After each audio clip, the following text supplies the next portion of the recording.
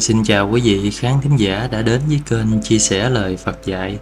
Hôm nay con xin chia sẻ 13 câu thần chú tối cao trong Phật giáo. Trong Phật giáo, các câu thần chú còn hay gọi là chân ngôn hoặc là mantra, là những lời kinh linh thiêng mang năng lượng tâm linh mạnh mẽ.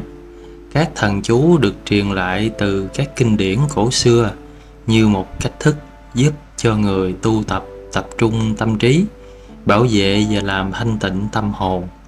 Khi được tụng niệm với lòng thành kính và sự tập trung, các thần chú có thể giúp ta kết nối với năng lượng vũ trụ, tạo ra sự bình an trong tâm, cũng như giúp chữa lành tâm linh và thúc đẩy trí tuệ. Mỗi câu thần chú mang một ý nghĩa và sức mạnh linh thiêng, có thể giúp giải tỏa những nỗi đau khổ, phiền muộn và khích lệ lòng từ bi, sự tha thứ. Việc tụng niệm thần chú không chỉ là một hành động tâm linh, mà còn là cách để rèn luyện sự kiên trì, tập trung và lòng thành kính. Thần chú mang lại cho chúng ta sự bình tĩnh, tự tại, thăng bằng và thoải mái khi gặp khó khăn. Khi trì tụng thần chú, chúng ta nên giữ cảm giác tích cực, hoan hỷ và cống hiến, hồi hướng công đức ấy cho tất cả chúng sinh được giác ngộ và an lạc, như là một hành động từ bi cao cả. Dưới đây là một số câu thần chú Phật giáo phổ biến. 1. Lục tự đại minh của Quán Thế Âm Bồ Tát. Om Mani Padme Hum. Om Mani Padme Hum là câu thần chú cổ có nguồn gốc từ Phật giáo Ấn Độ cổ đại, du nhập vào Tây Tạng và trở thành câu thần chú uy quyền nhất, tối cao nhất trong các câu thần chú của Mật Tông. Quán Thế Âm Bồ Tát là bậc mẹ vô lượng từ bi, với nguyện ý cứu giúp mọi chúng sinh khổ đau trong thế giới. Lục tự đại minh chú là thần chú có sức mạnh vô song, được sử dụng để trấn an nguyền rủa. Câu chú này còn mang lại nhiều hiệu quả diệu kỳ như giúp xóa tội, giải phóng nghiệp ác. Những ai mong muốn sự trường thọ, sức khỏe và đặc biệt muốn chữa bệnh tật có thể thường xuyên trì tụng thần chú này để nhận lãnh điều ước. Ngoài ra, đây là câu thần chú được sử dụng để cầu bình an, thanh tịnh cho linh hồn, đặc biệt là những linh hồn đang ở trong thế gian âm. Những hành giả cũng sử dụng thần chú này để xua đuổi oan hồn, giải quỷ, làm tan biến các trở ngại tâm linh, hoặc những ai mong mình và người thân được an vui, từ bi, cũng có thể thường xuyên tụng lục tự đại minh chú này để đạt được lòng nhân từ và sự bảo vệ mạnh mẽ từ Quán Thế Âm Bồ Tát. Thần chú này không chỉ là một công cụ để tu tập, mà còn là nguồn năng lượng quang minh của Bồ Tát, giúp đẩy lùi mọi điều tiêu cực, giúp chúng sanh tiến gần hơn đến hạnh phúc giác ngộ theo lời hứa từ Quán Thế Âm Bồ Tát. Thần chú 6 âm này là tinh túy, là tâm đức Quán Thế Âm Bồ Tát cao quý. Người luôn dõi theo chúng sanh trong 6 cõi với lòng từ bi. Vì thế, tụng chú này sẽ giải thoát các chúng sinh khỏi luân hồi. 2 là thần chú của Đức Tarasan. Đọc là Om Tare Tu Tare Ture Soha. Đức Tarasan hay còn gọi là lục độ Phật mẫu, được thể hiện với hình ảnh của một người thiếu nữ vô cùng xinh đẹp, tạo dáng trên đài sen nguyệt luân và thân sắc lục xanh rạng ngời, là vị Bồ Tát quan trọng trong đời sống tâm linh của người dân Tây Tạng. Tarasan là một bậc giác ngộ thuộc địa thứ 12. Người là hiện thân của lòng từ bi của chư Phật trong 3 đời, quá khứ, hiện tại và vị lai. Ngài có khả năng thỏa mãn mọi ước muốn của chúng sinh, và là vị thánh nữ có khả năng thực hiện mọi hoạt động giác ngộ của chư Phật. Tụng chú của Tarasan sẽ giúp vượt qua nỗi sợ hãi và giận dữ, bảo vệ chúng ta thoát khỏi những chướng ngại, cũng như tăng trưởng những ước nguyện một cách nhanh chóng. 3 là thần chú của Ngài Văn Thù Sư Lợi Bồ Tát. Đọc Om Araba Sanadi. Niệm thần chú này sẽ tăng thêm trí tuệ, khả năng biện luận, nhớ và viết. Là Bồ Tát của trí tuệ, thần chú Văn Thù Sư Lợi Bồ Tát là một mật chú của sự thông minh, trí tuệ hoàn hảo, một yếu tố quan trọng để giúp con người thoát khỏi vô minh của tham, sân, si, giúp chúng ta nhìn thế giới xung quanh một cách rõ ràng, chân thật nhất. Lợi ích khi trì tụng thần chú Văn Thù Sư Lợi Bồ Tát vô cùng thù thắng. Câu chú giúp cho chúng sinh mạnh mẽ, tăng sự hiểu biết, khai mở trí tuệ. Từ đó, mỗi Phật tử có trí tuệ sáng tạo, tăng cường khả năng tranh luận, viết lách, trí nhớ và phát triển phước đức. Đời sống con người thường khổ vì thiếu tri thức, thiếu trí tuệ. Để giúp cho các Phật tử phát triển trí tuệ và tìm ra con đường giải thoát theo lời của Phật, Bồ Tát Văn Thù Sư Lợi là người đồng hành đáng tin cậy. Người là đệ tử hàng đầu của Đức Phật Thích Ca Mâu Ni, thường thể hiện mình qua hình tướng thị giả xuất hiện bên trái của Phật Thích Ca Mâu Ni. Bồ Tát Văn Thù cùng với Phật Thích Ca Mâu Ni và Bồ Tát Phổ Hiền tạo thành Tam Thánh Hoa Nghiêm, là những vị có trí tuệ hàng đầu trong tam thế, mang lại đầy đủ phương tiện thiện xảo để giúp chúng sinh đạt được trí tuệ sáng tạo, bước vào biển trí tuệ. 4. Câu tâm chú chuẩn đề. Đọc: Om Kale Kule Kundi Soha. Từ xưa, người ta đã quen vế 9 chữ của thần chú chuẩn đề thành một vòng tròn để thờ trong nhà và hàng ngày trì tụng để mang lại những kết quả tốt đẹp, linh nghiệm trong cuộc sống. Câu chuyện Liễu Phàm Tứ Huấn có nói về người trì chú chuẩn đề và tới ngày ứng nghiệm ra sao. Chuẩn đề còn được gọi là thất câu chi Phật mẫu chuẩn đề, mang lại ý nghĩa 100 ức và 700 ức, là mẹ của chư Phật. Kinh Chuẩn Đề Đại Minh Đà La Ni mô tả Bồ Tát chuẩn đề hóa thân là của Quán Thế Âm, thể hiện qua 6 đường sinh tử để giúp độ chúng sinh, với thệ nguyện bảo vệ Phật Pháp và mạng sống của những chúng sinh đang gặp khó khăn. Chuẩn đề là Bồ Tát độ lượng, đặc biệt quan tâm đến những người nghèo đói, bệnh tật và ngắn ngủi. Oai lực của thần chú chuẩn đề là không thể đo lường được. Trong kinh kể về việc Bồ Tát Quán Thế Âm quá khứ đã tu tập thần chú này để đạt được thành đạo Phật. Bồ Tát Long Thọ, một trong 4 vị Bồ Tát quan trọng, cũng chuyên tu tâm chú này từ khi còn làm người, và khi Ngài đạt sinh tiền đã gặp gỡ chư Phật và Bồ Tát một cách tự nhiên. Người trì tụng chú chuẩn đề có thể trải qua 90.000 biến, đồng thời có thể loại bỏ những tội ác nặng, đối đầu với ngũ nghịch, giúp ngăn chặn tai nạn, bệnh tật. Điều này mang lại nhiều phước lợi cho người tụng, bao gồm cả cuộc sống tự do, xuất gia từ đời này sang đời khác, và sự hộ trì của Bồ Tát và các nguyên tắc quy định của Phật, giúp họ tránh khỏi sự gặp phải ác thú và luôn được bảo vệ bởi các chư thiên. 5. Câu tâm chú Lăng Nghiêm. Để hàng phục ma quỷ, trong kinh Thủ Lăng Nghiêm Phật đã nói: Om Anale Visade Vira Vaira Dare Banda Bandani Vaira Bani Phát Hum Trum Phát Soha. Chú Lăng Nghiêm so với sức mạnh vô song, được coi là thần chú mạnh mẽ nhất trong Phật giáo. Trong kinh Thủ Lăng Nghiêm, Đức Phật đã dạy tôn giả A Nan rằng nếu ai gặp khó khăn không giải quyết được, hãy tu tập chú Lăng Nghiêm này sẽ giúp hóa giải mọi nghiệp chướng. Được Đức Phật đề cập trong nhiều bài giảng, 10 Đức Như Lai đều trông cậy vào tâm chú này để chiến thắng ma quỷ, trấn an đám đông và đạt được thành tựu Phật. Chú Lăng Nghiêm được sử dụng để giải thoát chúng sinh khỏi tai nạn và nạn đau khổ như nạn tai nạn giao thông, hỏa hoạn, cũng như cứu khổ khỏi các địa ngục, ngạ quỷ và súc sanh.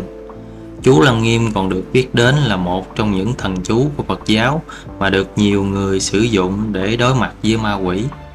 Những người tu tâm chú này sẽ không bị ma quỷ làm phiền. Do đó chú này được coi là vương miện của Đức Phật giữ cho Pháp luôn hiện hữu khi có người trì tụng chú lăng nghiêm.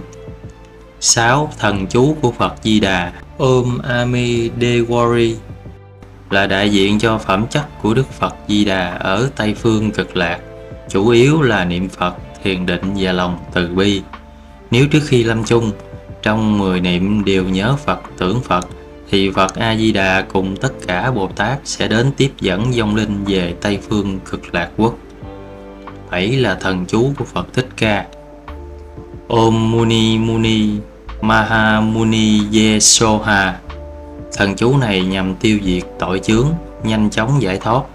Thần chú của Phật Thích Ca Mâu Ni có thể được coi là tinh túy của Đức Phật, bản chất của sự giác ngộ của Ngài.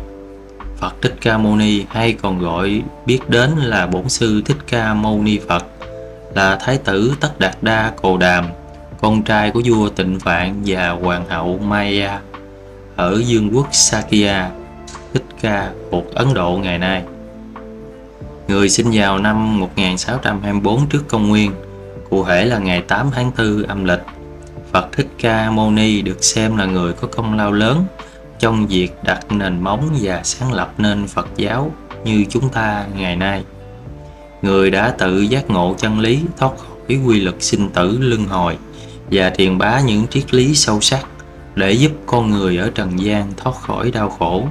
Bên cạnh đó, người còn được biết đến là bậc giác ngộ, giáo chủ của cõi Ta Bà, nơi là người đã giác ngộ và khai mở ánh sáng đạo vàng cho nhân loại. Những lời dạy của Đức Thích Ca Mâu Ni chứa đựng nhiều ý nghĩa sâu sắc, và dù đã trải qua hàng trăm ngàn năm, các bài giảng về cuộc đời và giới lực của người vẫn còn nguyên giá trị cho đến ngày nay. 8 là thần chú Địa Tạng Bồ Tát. Tiếng Phạn là Om Ha Ha Winsamo Ti Soha.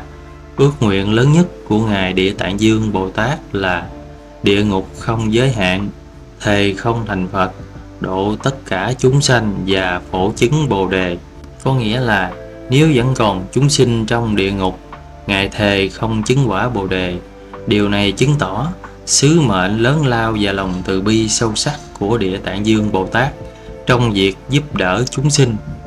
Chú Địa Tạng Dương Bồ Tát không chỉ giúp người hóa giải nghiệp chướng cá nhân, mà còn giúp chúng ta tiến bộ trên con đường tu tâm. Trì chú sẽ giúp chúng ta tìm thấy được sự an lạc và sự tinh tấn trong cuộc sống. Đồng thời nó cũng hướng chúng ta tránh khỏi những cái gánh nặng về tinh thần không cần thiết. Ngoài ra, với tinh thần lợi lạc rộng lớn, thần chú Địa Tạng Dương Bồ Tát còn giúp đỡ cho những vong linh, vong hồn bị mắc kẹt trong địa ngục và giúp chúng nhanh chóng thoát khỏi để có thể giải thoát khỏi luân hồi đau khổ. Trong thời kỳ thai nghén, trì chú này có thể mang lại bình an và sự bảo hộ cho các linh thánh, giúp giải quyết các ân oán từ kiếp trước và đồng thời truyền tâm đức cho những đứa trẻ sắp ra đời. Chính là thần chú Bát Nhã Tâm Kinh, đọc là Gate Gate Paragate Parasamgate Bodhi Soha. Thần chú trí tuệ chiếu phá vô minh, trừ dứt phiền não. Cũng nhờ trí tuệ ấy mà chứng được vô thượng niết bàn, lại cũng nhờ trí tuệ ấy mà chứng được vô thượng Bồ Đề. Phật giáo là một sự kết hợp thông thái hài hòa giữa triết lý và tôn giáo. Triết lý và giáo lý của Phật giáo rất sâu sắc, vi diệu. Đó là một chân lý tột đỉnh, có thể giúp chúng ta ứng xử đối phó phù hợp với cuộc sống hàng ngày đầy thử thách này. Đạo Phật có 8 dạng 4.000 pháp môn.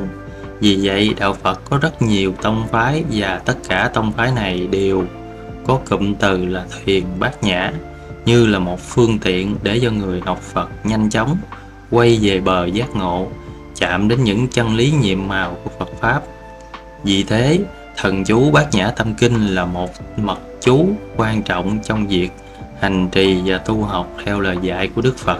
Trong Bát Nhã Tâm Kinh, Đức Phật khuyến khích rằng nên hiểu rằng Bát Nhã Ba La Mật Đa chú là thần chú vô song, là chú quan trọng, vô song không ngang bằng, có thể loại trừ mọi đau khổ, chân thực không dối lừa.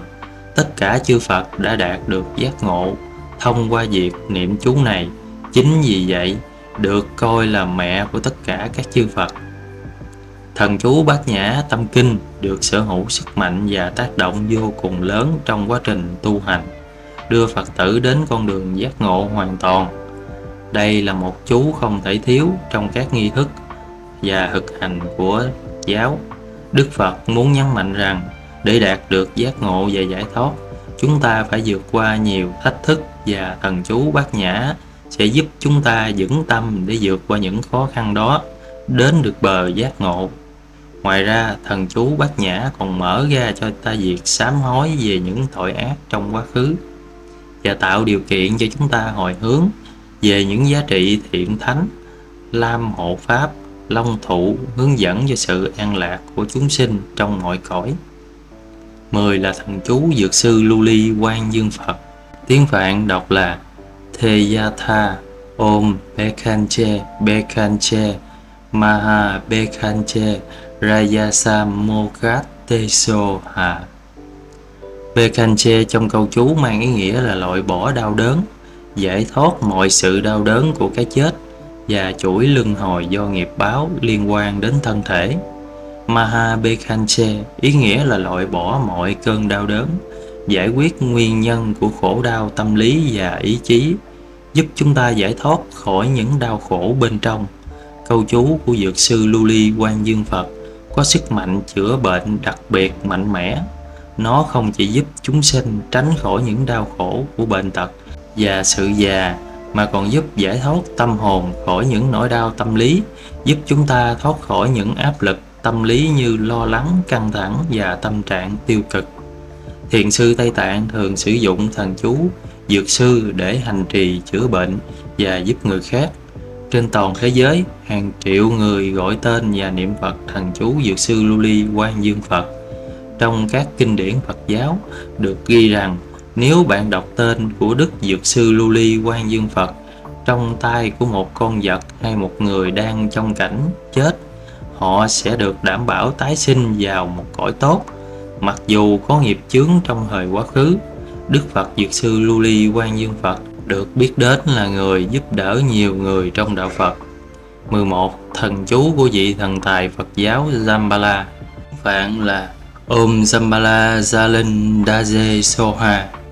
Ước mong về cuộc sống sung túc luôn là nguyện vọng cao nhất của con người, và khi tìm đến thế giới tâm linh, Zambala hay còn gọi được biết đến là thần tài của cải, được thờ phượng như biểu tượng của sự giàu có và thịnh vượng.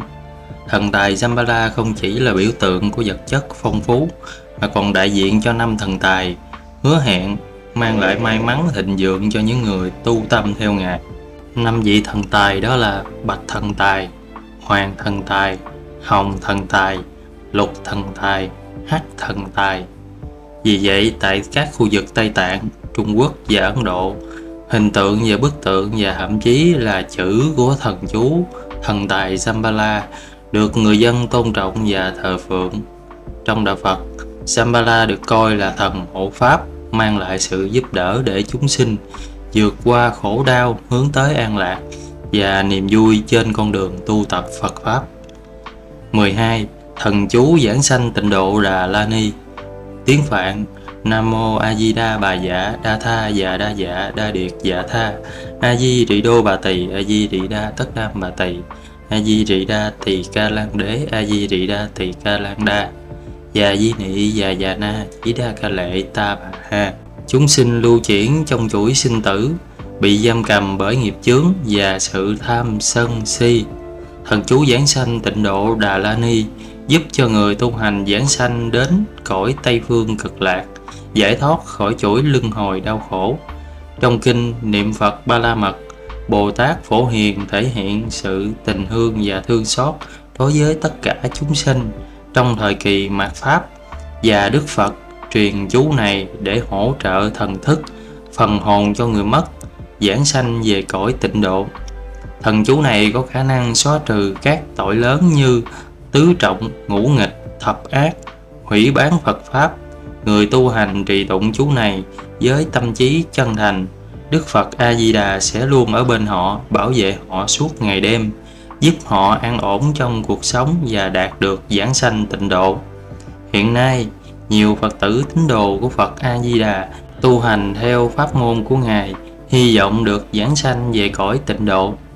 13 là thần chú Đại Bi của Quán Thế Âm Bồ Tát. Thần chú Đại Bi được trích từ Kinh Thiên Thủ Thiên Nhãn Quán Thế Âm Bồ Tát Quảng Đại Viên Mãn Vô Ngại Đại Bi Tâm Đà La Ni, được Đức Phật Thích Ca trình bày trong một buổi lễ tại núi Bồ Đà Lạt Ca, hải đảo phía nam ở Ấn Độ, nơi được coi là ngôi trụ của Bồ Tát Quán Thế Âm Bồ Tát. Trong buổi lễ này, Quán Thế Âm Bồ Tát với lòng từ bi sâu sắc dành cho chúng sanh đã chia sẻ thần chú Đại Bi. Thần chú này có hiệu quả vô song, giúp người tu hành thoát khỏi 3 cảnh ác, tái sinh vào cõi an lạc. Ngoài ra, thần chú này còn có tác dụng cứu khổ. Trong những thời điểm khó khăn, đau thương và tuyệt vọng, hãy tin tưởng vào Đức Quán Thế Âm Bồ Tát. Trì tụng thần chú Đại Bi với lòng tin chân thành sẽ giúp họ vượt qua mọi khó khăn, đưa đến nơi an lạc và hạnh phúc. Ai cũng có thể đạt được mọi điều mình mong nguyện khi trì tụng thần chú Đại Bi với tâm thành chân thành. Bởi sức mạnh của thần chú này là không có gì sánh kịp, không gì nghĩ bàn. Mình có thể kết hợp những thần chú trên với niệm Phật. Có thể là mình kết hợp thần chú Đại Bi với niệm Phật, thần chú Giảng Sanh với niệm Phật, kết hợp thần chú Địa Tạng với niệm Phật, kết hợp thần chú của Dược sư Lưu Ly Quan Dương Phật với niệm Phật, kết hợp thần chú Bát Nhã với niệm Phật, kết hợp thần chú của Thích Ca với niệm Phật, kết hợp thần chú A Di Đà với niệm Phật. Mình có thể kết hợp tâm chú Lăng Nghiêm với niệm Phật, hoặc là tâm chú Chuẩn Đề, hoặc là tâm chú của Ngài Văn Thù Sư Lợi Bồ Tát, thần chú của Tarasan, hoặc là thần chú Om Mani với niệm Phật. Mình chỉ chọn một câu thần chú để mình trì tụng hồi hướng, hoặc có thời gian nữa mình có thể đọc kinh.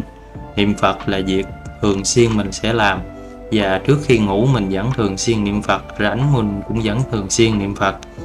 Nếu có thể có điều kiện thì quý vị nên chép kinh hoặc là in sách bố thí công đức cho tất cả chúng sinh, những người đang đói khổ, những người đang nghèo khổ, hoặc là bố thí pháp, mở máy niệm Phật cho tất cả vong linh xung quanh nghe, hoặc là thường xuyên mình niệm Phật vẫn là bố thí pháp cho tất cả vong linh hương linh chúng sanh nghe, để họ sớm thoát khỏi cảnh khổ, sớm được giảng sanh về cõi Tây Phương tịnh độ.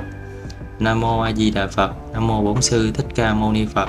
Con cảm ơn quý vị đã nghe con đọc về 13 thần chú quan trọng trong Phật giáo. Nguyện cho quý vị cố gắng hành trì và sớm thấy được con đường để mình tu tập cho đúng đắn và sớm đạt được thánh quả. Nam Mô A Di Đà Phật. Nam Mô Bổn Sư Thích Ca Mâu Ni Phật. Nam Mô Đại Bi Quán Thế Âm Bồ Tát. Nam Mô Địa Tạng Dương Bồ Tát. Nam Mô Dược sư Lưu Ly Quan Dương Phật. Nam Mô Văn Thù Sư Lợi Bồ Tát. Nam Mô Phổ Hiền Bồ Tát.